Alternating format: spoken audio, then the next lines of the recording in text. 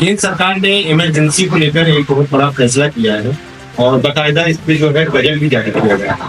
और बजट में लिखा गया है कि जो 25 जून है उसको जो है अब संविधान हत्या दिवस के रूप में मनाया जाएगा। इसी पे जो है चर्चा करने के लिए हमारे साथ मौजूद है कांग्रेस के प्रवक्ता मुन्ना खान।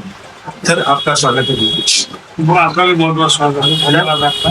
जिस तरीके से अभी जो है बजट जारी किया गया है 25 जून इमरजेंसी को लेकर जो है हत्या दिवस और ये ऐलान किया, इस पे आपकी क्या राय है?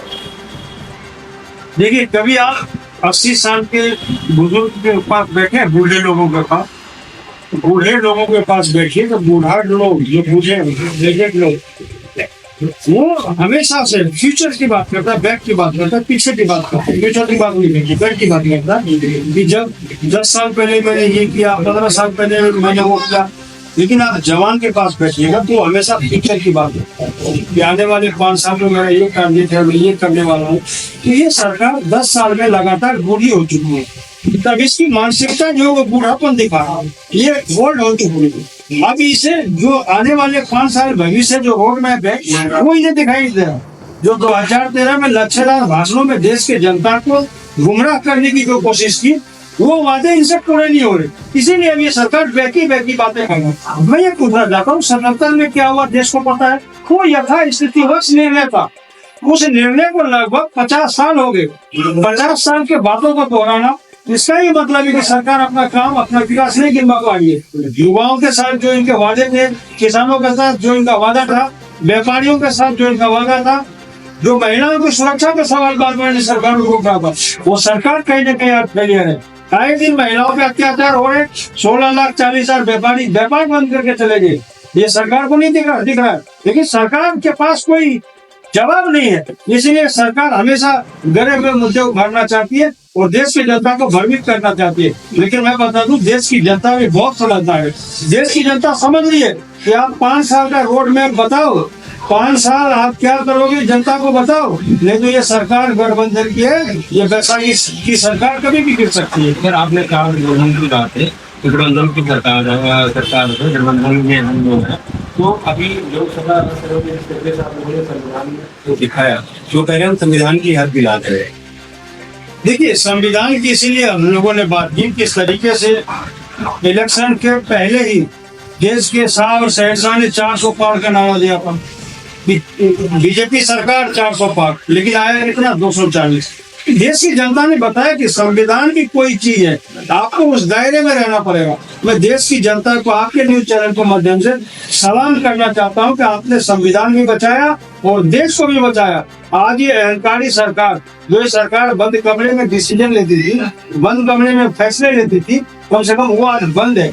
आज ही अगर फैसले लेने होंगे तो विपक्षी नेताओं को, विपक्षी दल के नेताओं को और जो इनके घटक दल है, नीतीश कुमार और नायडू, उसके बगैर परमिशन, बगैर अनुमति के सरकार फैसला नहीं लेती। पहले क्या होता था? अग्निवीर का मसला लाया, जवान से कुछ नहीं पूछा।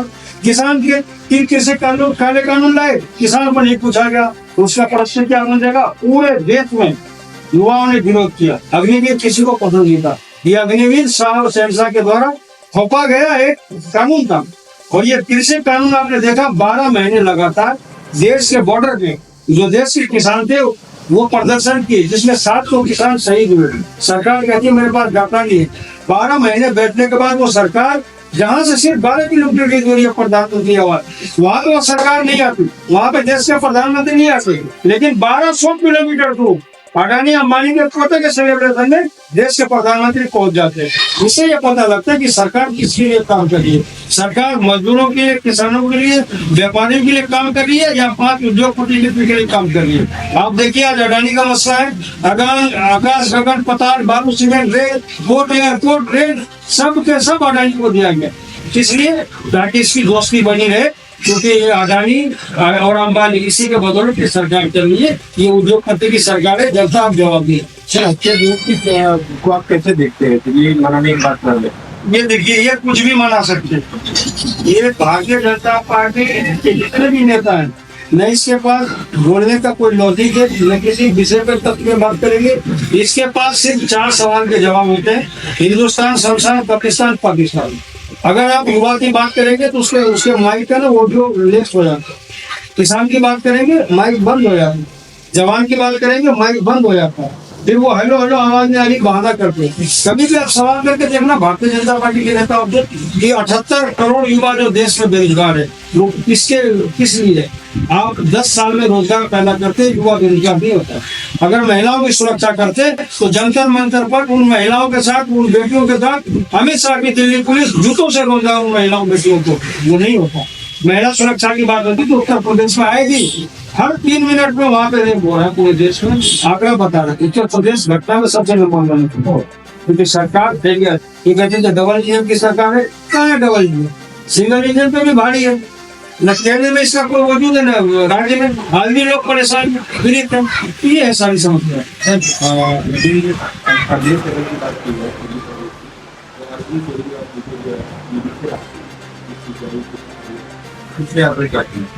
देखिए, सवाल है ईडी और सीबीआई। हमारे राष्ट्रीय नेता श्री राहुल गांधी जी को लगभग 56 घंटे और 6 दिन लगा करके केस की, कोई मसला नहीं निकला, तो कोई हल नहीं निकला।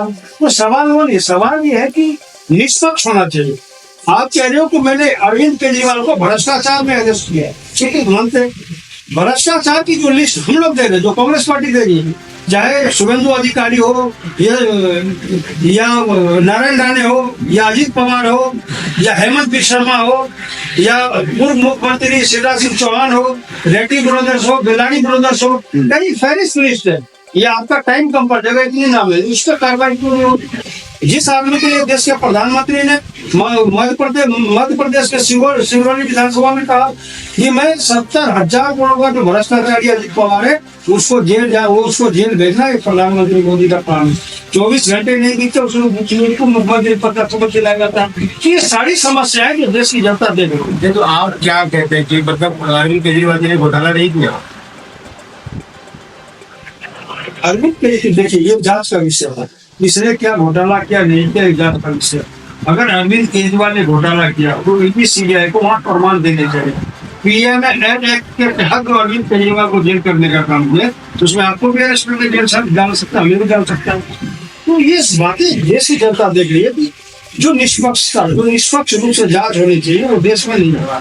दूसरी बात, आज संविधान की बात कर रहे हैं, संविधान को खत्म करने वाले लोग संविधान की बात कर रहे हैं। यही लोग कहते थे कि अगर 30% मेजोरिटी, मतलब 360 सीट अगर हिंदुस्तान ने भारतीय जनता पार्टी को दिया तो संविधान बदलने का काम करेंगे। उसके कई नेताओं ने कहा जो लोग संविधान खत्म करने की बात करते, आज इसे हमारे राष्ट्रीय नेता श्री राहुल गांधी जी ने संविधान में बात करने की बात की। जिस अग्निपीर पे ये कट रहे थे, उस अग्निवीर का मुद्दा उठा करके हमारे राष्ट्रीय नेता ने देश को बताया कि अग्निवीर के लिए हम लड़ रहे, और भारतीय जनता पार्टी के नेताओं को मजबूर होकर के, उनके मंत्री को मजबूर होकर के उस अग्निवीर का जो पैसे बनते थे, करोड़ों रुपया बनते थे, उसे दिया और मान सम्मान शहीद का दर्जा देने में मजबूर किया। ये हमारा राष्ट्रीय नेता श्री राहुल गांधी जी। अग्निवीर की आपने बात की, तो अभी हाल ही में बदलाव हुआ, उन्होंने कहा कि